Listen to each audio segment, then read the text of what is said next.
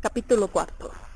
La carta de su madre lo torturaba, pero en cuanto a lo esencial, al punto preciso, no subsistía en él la menor duda. Todo había lo resuelto en su mente y en forma definitiva. Mientras yo viva, no se realizará ese matrimonio. Que se vaya al diablo el señor Lujín. Eso salta a la vista, murmuraba entre dientes, sonriendo como celebrando de antemano el triunfo de su proyecto. No, mamá, no. No, Dunia, no me engañaréis. Y hasta se excusa de no haber pedido mi consejo decidiendo el asunto sin mi intervención. No faltaba más que esto. ¿Se imaginan que ahora no hay manera de romper el compromiso? Ya veremos. Es un hombre tan activo, Pedro Petrovich, un hombre tan atareado, que no puede casarse sin prisa, por no decir a todo vapor. No, Dunia, no. Veo claro y sé todo lo que vas a decirme. Sé cuáles eran tus pensamientos la noche aquella en que ibas y venías por tu habitación y lo que pediste en tus plegarias a la Virgen de Kazán, cuya imagen vela en la habitación de nuestra madrecita. Es tan penosa la ascensión al Gólgota. Así todo queda resuelto en forma definitiva. Abdosia Romanovna, hermana mía, ¿consientes en casarte con un hombre de negocios, positivo y que posea un capital, ocupa dos empleos, comparte las convicciones de las generaciones modernas y parece bueno? Así lo escribe mamá, y la misma Dunia lo hace notar. Ese parece es todo un poema, y Dunia, ella se casaría por ese parece. Admirable, admirable. Siento curiosidad por saber cuál ha sido la idea de mamá al referirse en su carta a las generaciones modernas. ¿Habrá sido para describir el carácter del individuo o en sus palabras tendrán un alcance mayor para influir en mí en favor de ese Lujín? Pongo por caso. También sería curioso poner en claro esta circunstancia. ¿Hasta qué punto habrán sido francas una con respecto a la otra, aquel día y aquella noche, y todo el tiempo que transcurrió después? Todas las palabras que se han dicho habrán sido verdaderamente pronunciadas o bien cada una ha comprendido lo que pasaba en el corazón y en el espíritu de la otra, de suerte que las palabras han sido superfluas. Es posible que así haya ocurrido en buena parte. Se adivina a través de esta carta. El hombre ha parecido un poco frío a mamá y la pobre, en su candidez, ha exteriorizado su impresión a Dunia. Esta, como es natural, se ha molestado contestando de mal humor. Lo creo. ¿Quién no se enfadaría cuando la cosa marcha por sí sola y las preguntas están de más? Cuando todo está decidido y huelgan los comentarios. ¿Y por qué me escribe ama a Dunia, hijo mío? Pues ella te ama más que a sí misma. ¿No serán los remordimientos de conciencia que la atormentan en secreto por haber consentido en sacrificar su hija a su hijo? Tú eres nuestra felicidad en el porvenir. Lo eres todo para nosotras. Oh, mamá. Sentíase invadido por violenta cólera. Y si se hubiera encontrado con aquel señor Lujín, tal vez lo habría matado.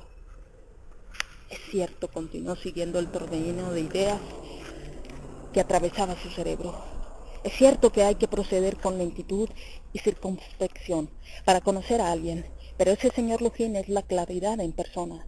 Antes que nada es un hombre de negocios y parece bueno. Se ha hecho cargo del transporte de los equipajes. ¿Cómo no ser bueno después de eso?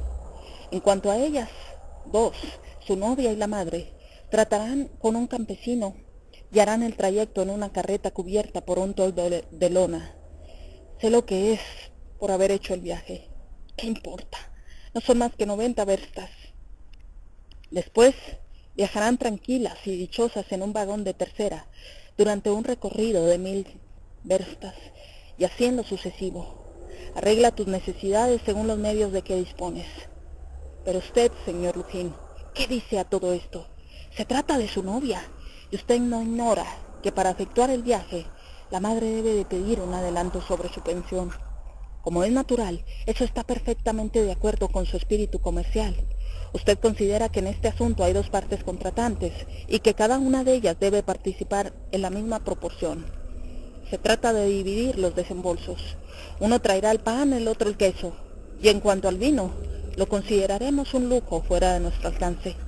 Parece que esta vez el hombre de negocios ha salido ganando.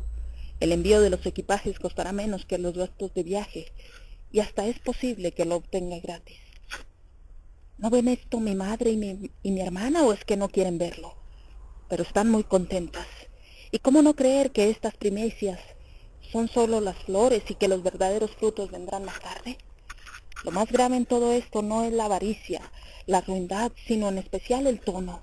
Un tono como este anuncia todo un programa para una vez efectuado el matrimonio. ¿Y mi madre?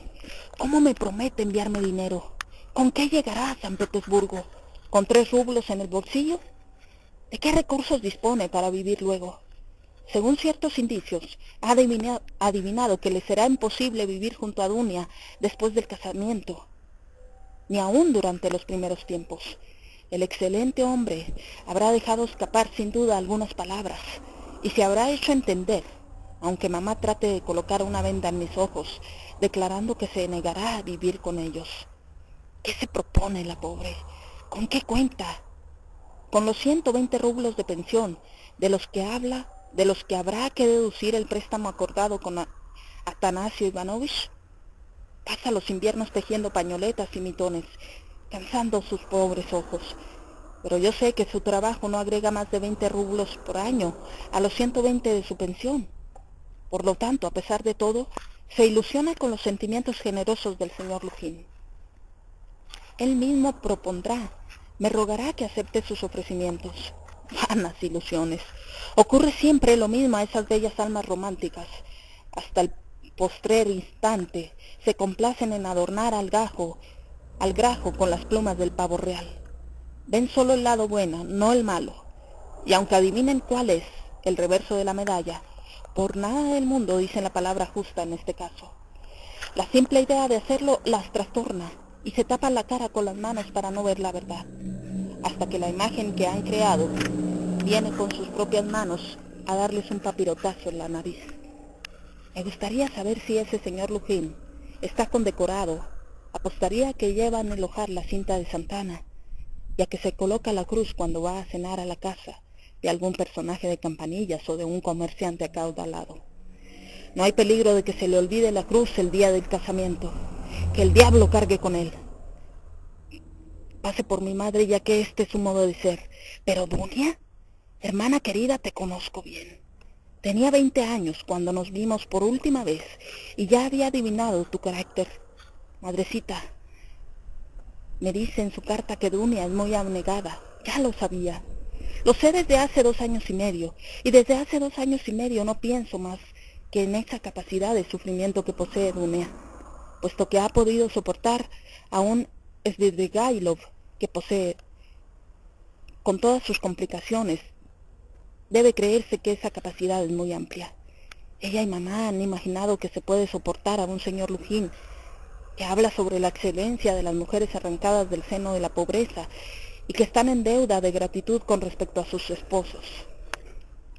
Bien, admitamos que eso se le escapó, aunque el individuo es más bien calculador, de modo que lo más probable es que no se le haya escapado, sino que lo haya dicho con el propósito de hacerse comprender. Pero, ¿y Dunia? Ve claro en el espíritu de ese individuo y sin embargo se resigna a vivir a su lado. Dunia se resignaría a comer pan duro y a beber solamente agua antes de vender su alma. No enajenaría su libertad por un poco de bienestar. No consentiría en perderla por todo el Schleswig-Holstein y en consecuencia menos todavía por un Lujin. No, la Dunia que yo conocí no era esta y estoy seguro de que aún hoy mismo no ha cambiado. Es triste tener que vivir en casa de los Svidrigailov. Es duro rodar de provincia en provincia toda una vida como gobernanta por 200 rublos anuales.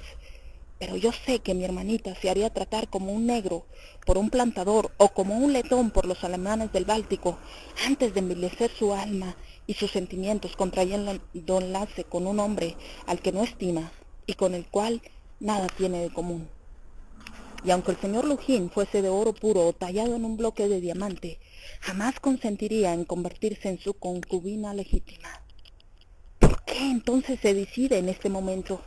¿Qué significa esto? ¿Dónde está el enigma? La cosa es clara. Por ella misma, por su bienestar, ni siquiera para salvarse de la muerte. No se vendería, pero lo hace por otro.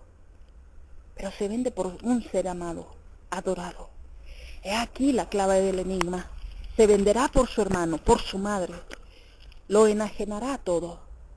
Cierto es que en algunas oportunidades hacemos caso omiso de nuestros sentimientos y pondríamos en venta nuestra libertad, nuestro reposo, nuestra conciencia misma, todo. Perezcamos con tal de que los seres que nos son queridos sean felices. Lo que es más, forjamos nuestra propia casuística, pedimos prestada su moral a los jesuitas y por un tiempo permanecemos tranquilos y persuadidos de que así debe ser y de que, como el fin es bueno, los medios están justificados. Así somos, y la cosa está clara como el día.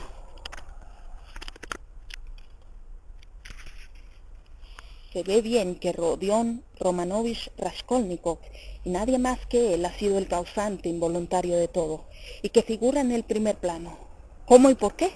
Es necesario asegurar su felicidad y su independencia, mantenerlo en la universidad, procurarle un puesto de habilitado en una oficina. Después se hará rico, después, ¿por qué no? Gustará los placeres del renombre y la gloria, tal vez cuando su existencia ya decline. ¿Y la madre? No se trata en este caso más que de su Rodia, el hijo mimado, el primogénito. ¿Cómo no sacrificarle una hija a ese primogénito, aunque sea como Dunia? Oh, corazones queridos e injustos, hasta el destino de Sonia les parecería llevadero. Sonia Marmeladov, la eterna Sonia que existirá mientras el mundo sea mundo. ¿Habéis calculado bien la extensión de vuestro sacrificio? ¿Lo habéis hecho? ¿Habéis medido vuestras fuerzas, consultado vuestro interés? ¿Es razonable esto? ¿Sabes, Dunia, que la suerte de Sonia no es mucho peor que la que significaría para ti convivir con ese señor Lujin? No se trata de amor, escribe mamá. Bien, puesto que no puede existir amor ni estima, y que desde ya solo existe por lo contrario repulsión, desprecio, sentimiento de disgusto, ¿no equivale esto al destino de la joven arrojada a la prostitución y obligada a observar los preceptos de la higiene? ¿Veis alguna diferencia? ¿No comprendéis que la limpieza proporcionada por un Lujin equivale exactamente a la de Sonia? Tal vez sea peor, más vil, más innoble, porque tú, Dunia, tienes en vista un aumento de comodidad, mientras que para Sonia la cuestión es no morirse de hambre. Esa limpieza cuesta cara, Dunia, muy cara. Más tarde, si el peso es superior a tus fuerzas, ¿no te arrepentirás? ¿Cuántos pesares entonces? ¿Qué de penas? ¿Qué de maldiciones? ¿De lágrimas ocultas? Porque tú no eres una Marta Petrovna. Y mamá, ¿qué será de ella? Ahora se siente inquieta, atormentada. ¿Qué será más tarde? Ahora se siente inquieta y atormentada, pero ¿qué será más tarde cuando vea claro? Pero ¿y yo? ¿Qué habéis pensado, pues, de mí? No quiero tu sacrificio, Dunia, tampoco el tuyo, madrecita. Eso no será mientras yo aliente. No lo toleraré. Recuperándose de pronto, se detuvo. No quiero que sea, pero ¿qué hacer para impedir que esto ocurra? ¿Lo prohibirás? ¿Con qué derecho? ¿Qué puedes prometer a cambio de ese derecho que pretendes ejercer? ¿Consagrarles tu destino entero? ¿Tu porvenir cuando hayas terminado tus estudios y encontrado un empleo? Esa canción es vieja. Además se refiere al futuro. ¿Y para el presente? En este caso es imprescindible pensar en el presente. ¿Te conformas con vivir a sus expensas? Ese dinero ellas se lo procuran pidiéndolo prestado sobre 120 rublos de pensión anual y sobre el crédito que les procura el conocimiento de los Svidrigailov. Contra esos Svidrigailov, esos Atanasio Ivanovich Bakrushin, ¿cómo los defenderás tú, futuro millonario? ¿Te crees un dios del Olimpo para disponer así de su suerte? Dentro de 10 años tu madre habrá tenido tiempo para gastar del todo sus pobres ojos tejiendo pañoletas y quizá derramando ardientes lágrimas. Las privaciones la habrán consumido. ¿Y tu hermana? Vamos, imagínate lo que será de tu hermana dentro de 10 años, a lo que puede llegar. Se torturaba con este doloroso interrogatorio, experimentando con ello una especie de voluptuosidad. Esas preguntas no eran nuevas para él, nada tenían de inesperado. Hacía tiempo que esas reflexiones veníanse acumulando hasta el punto de revestir la forma de una pregunta terrible, fantástica y salvaje, que le quemaba el cerebro y el espíritu, exigiendo una respuesta que él no era capaz de encontrar. En aquel instante, la carta de su madre heríale como un rayo. No era aquel el momento de lamentarse, de sufrir pasivamente, después de haberse demostrado que sus problemas no tenían solución. Era preciso intentar alguna cosa. Pero enseguida, a la brevedad posible, a cualquier precio, urgía adoptar una resolución.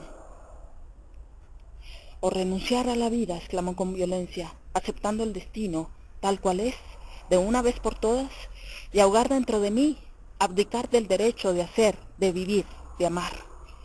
¿Comprende usted, señor, lo que significa no saber a dónde ir?, dijo de pronto, recordando la pregunta formulada la víspera por Marmeladov. Un estremecimiento recorrió su cuerpo al presentarse a su imaginación una idea que ya había tenido el día anterior. No se estremecía por el hecho de que esa idea volviera a cruzar su mente. Ya lo sabía, presintió esto y la esperaba. Pero esa idea no era con exactitud igual a la de la víspera. La diferencia consistía en que un mes antes, el día anterior, era una especie de sueño, y ahora surgía de modo distinto, bajo una forma nueva, amenazadora, absolutamente desconocida para él, y tenía conciencia de esa metamorfosis. La sangre se le agolpaba en la cabeza y una nube le cubría la vista. Miró en derredor buscando algún lugar donde sentarse. Se encontraba en el Paseo K. A 100 pasos de distancia un banco ofrecíale a su vista y se apresuró a dirigirse hacia allí. Al hacerlo, notó que era precedido a una veintena de pasos por una mujer que caminaba en la misma dirección. En el primer momento apenas fijóse en ella, como en todo cuanto le rodeaba. A menudo habíale sucedido regresar a su domicilio sin recordar en lo más mínimo el camino que recorriera. Casi siempre era ese su estado al marchar por las calles.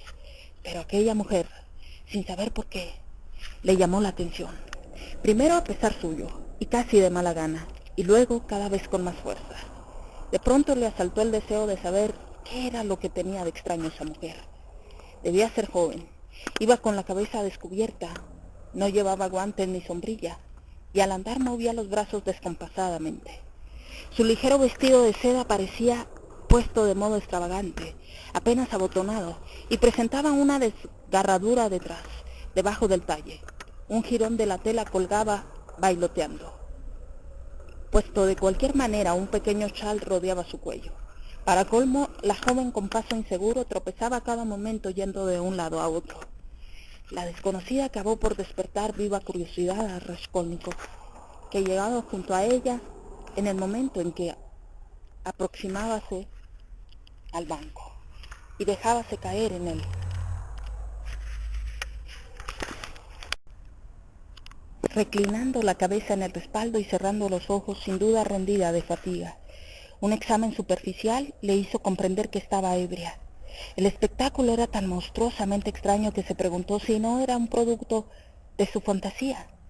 Vio ante sí una joven, casi una niña, de 16 años a lo sumo, tal vez 15, menuda, con el rostro encuadrado por rubia cabellera, bella, pero con la tez algo enrojecida y ligeramente inflamada. Parecía no darse cuenta de nada. Había cruzado las piernas, exhibiéndolas más de lo permitido por las buenas costumbres, y según todos los indicios, apenas tenía noción de que se encontraba en la calle. Raskolnikov no se sentó. No quería irse, permaneciendo delante de ella sin saber qué decisión adoptar. Ese paseo no es muy concurrido y a esa hora, aproximadamente las 13, no pasaba nadie.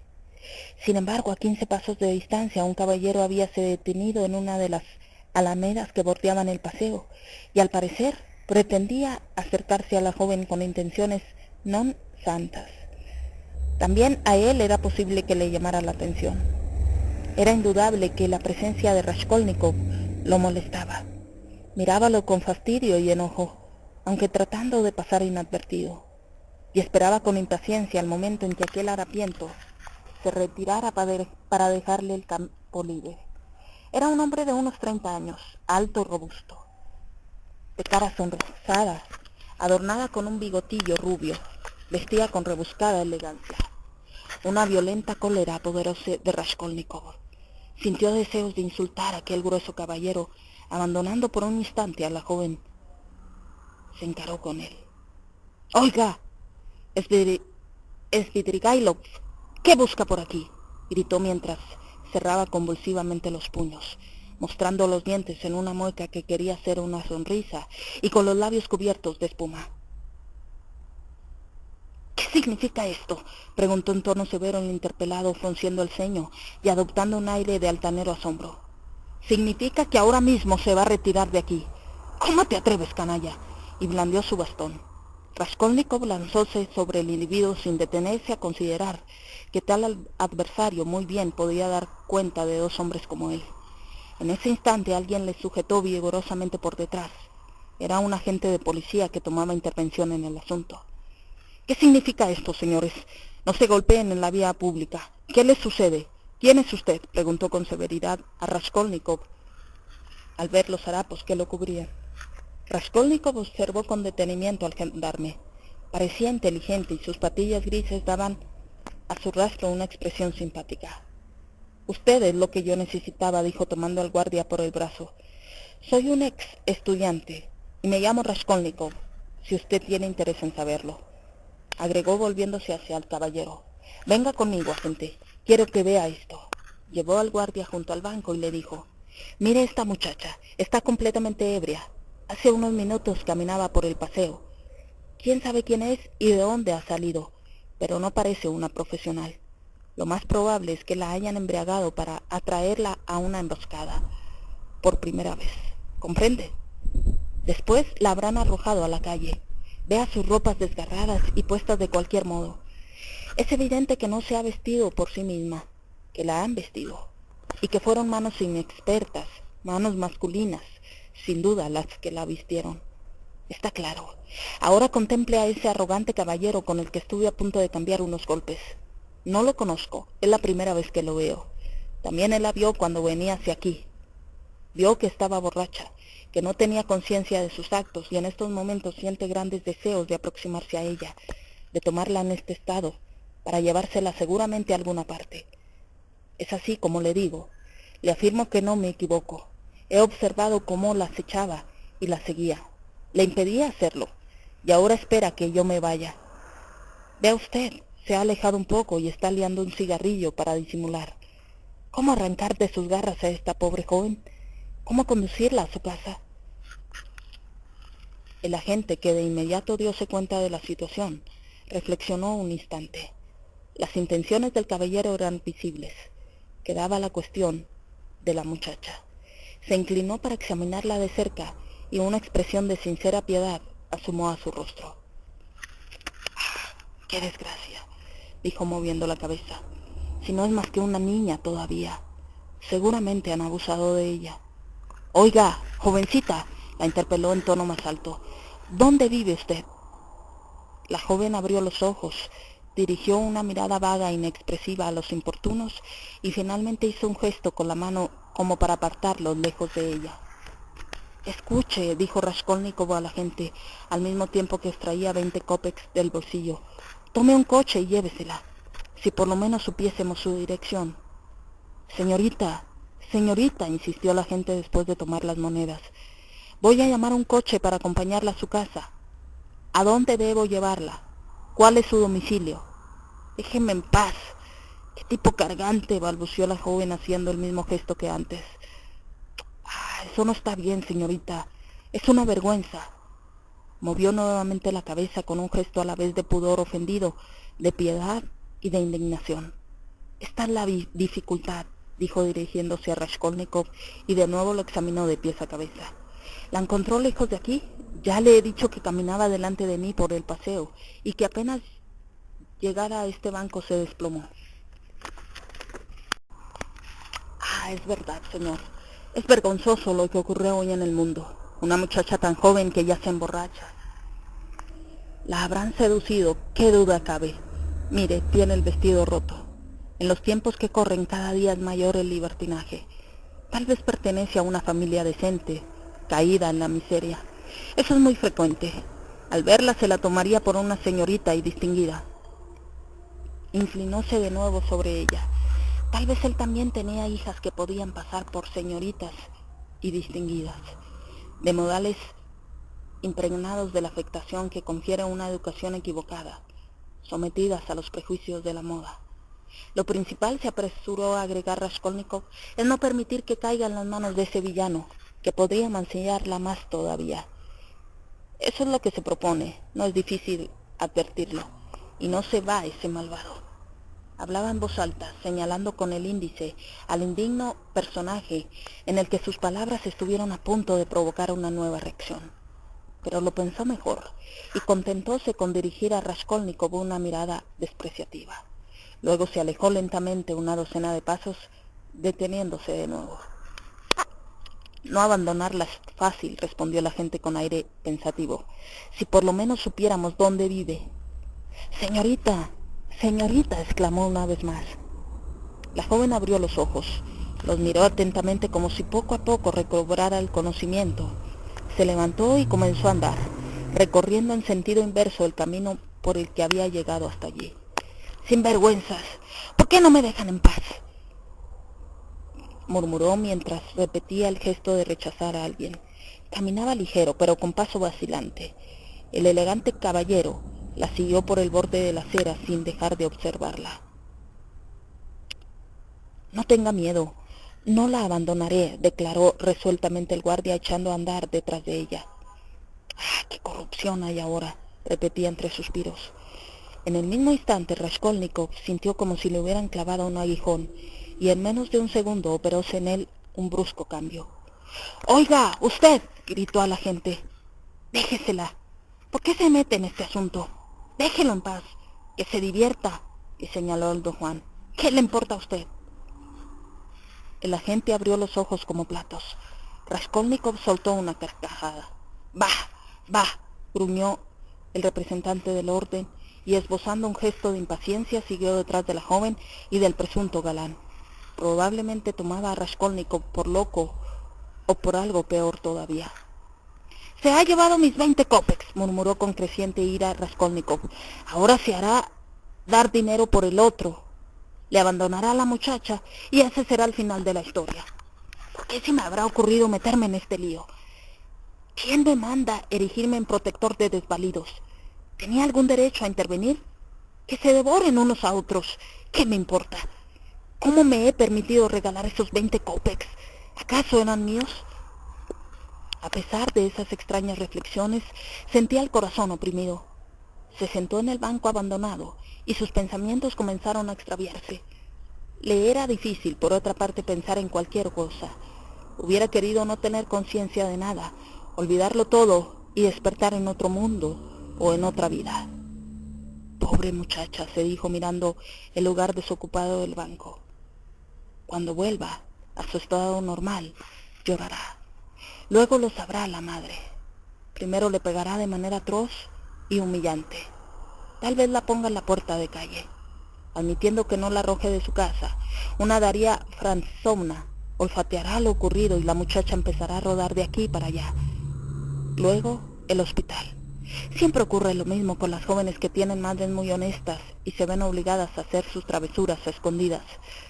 Después, el hospital de nuevo. Al cabo de 2 o 3 años estará perdida por completa, y a los 18 o 19 años de edad, el fin. ¿Cuántos casos idénticos? Pero diantre, ¿qué importa? Parece que es, según se dice, una proporción que debe suministrarse cada año. Al diablo, sin duda, para refrescar a los otros y no ofuscarlos, una proporción. En verdad existen lindas palabras como estas: tranquilizadoras con su corte científico. Desde el momento que se habla de proporción no hay que preocuparse. Ah, si fuera otra palabra, entonces sería un poco menos tranquilizadora. ¿Y si Dunia de una u otra forma tuviera que ser incluida en esa proporción? ¿En la de este año o la del próximo? Pero, ¿a dónde iba yo?, pensó de pronto. Es extraño. Salí de casa por algún motivo. Después de leer la carta tuve el propósito de ir a la isla de San Basilio, a la casa de Razumikin, ¿Pero para qué? ¿Y cómo se me ha ocurrido la idea de ir allí? Es singular. Se extrañaba de su intención. Razumikin era uno de sus ex condiscípulos de la universidad. En la época en que seguía los cursos, Raskolnikov no intimó con ninguno de sus camaradas. No iba a verlos y tampoco era gustoso en recibir sus visitas. No es de extrañar que al poco tiempo todo el mundo le volviera la espalda. Jamás intervino en las reuniones, controversias, diversiones o lo que fuera. Severo para consigo mismo, estudiaba con ahínco y por ello habíase conquistado la inquina de sus compañeros. Era muy pobre y su orgullo lo alejaba de los demás, haciéndolo poco comunicativo.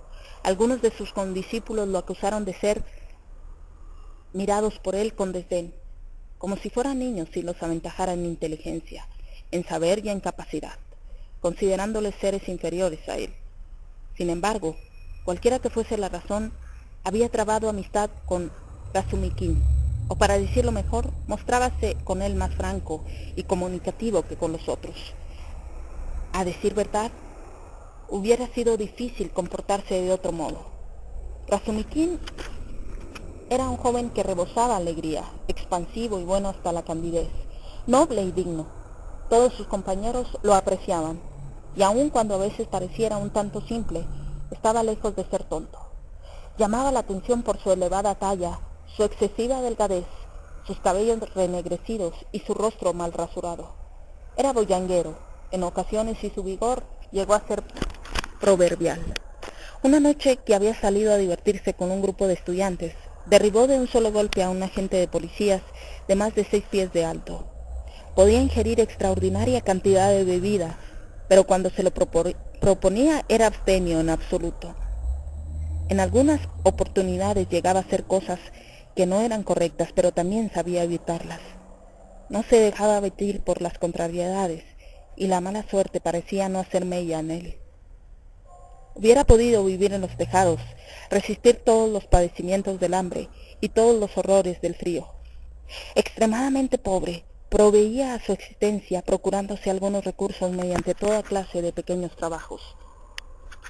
Conocía todos los expedientes a que se puede recurrir para ganarse la vida, bien entendido mediante el trabajo. Una vez pasó todo un invierno sin fuego para calentarse, asegurando que eso le era agradable porque dormía mejor cuando tenía frío. En aquel entonces también vióse obligado a abandonar la universidad. Creía que por poco tiempo y trataba con todas sus fuerzas de poner remedio a las circunstancias para poder continuar sus estudios. Hacía más de 4 meses que Raskolnikov no iba a su casa y Razumikin ignoraba la dirección de su compañero. 2 meses antes encontráronse por casualidad en la calle, pero Raskolnikov volvió la cabeza pasando a la otra acera para no detenerse a conversar con él. Razumikin lo vio, pero ante esa actitud pasó de largo para no incomodar a su amigo.